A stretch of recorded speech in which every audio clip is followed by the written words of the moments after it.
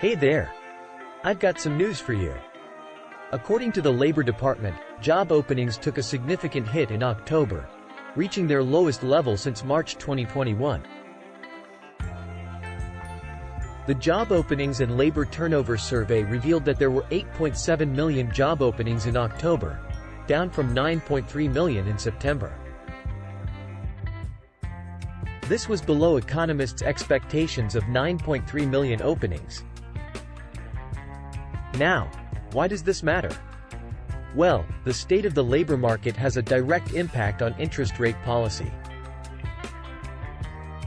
The Federal Reserve closely monitors the labor market as it considers its interest rate policy. When the labor market cools down, it often leads to predictions that the Fed will not raise rates further. Currently, interest rates have risen to a range of 5.25 to 5.5% from nearly zero in March 2022.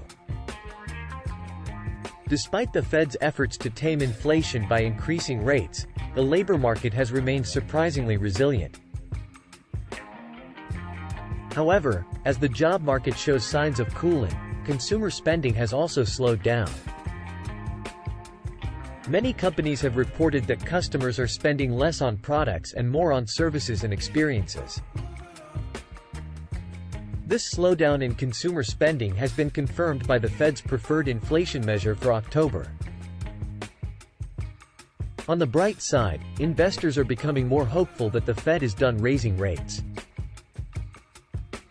Jerome H. Powell, the chair of the Federal Reserve, recently hinted in a speech that the central bank would keep rates steady if the data continued to indicate a cooling economy.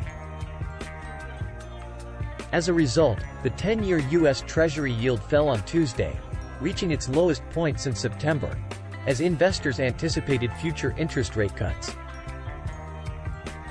A decrease in job opportunities discourages the Fed from raising rates or keeping them high for too long, as it often signals an impending recession. Julia Pollack, chief economist at ZipRecruiter, believes that the cooling labor market increases the chances of the Fed being done with rate hikes.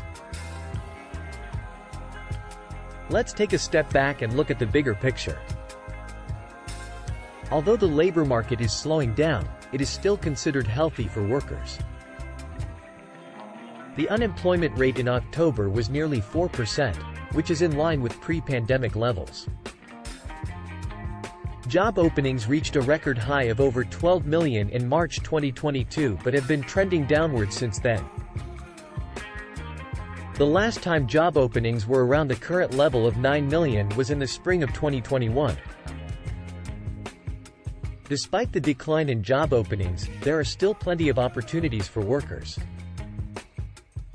The rate of hiring remained steady in October, even with the decrease in openings. One interesting difference is that layoffs are lower than they were before the pandemic. This likely reflects companies' decisions to reduce staffing through natural attrition rather than layoffs. Sonu Varghese, a strategist at Carson Group, a financial advisory firm, sees this as a positive sign for the economy and labor market. However, inflation remains a concern.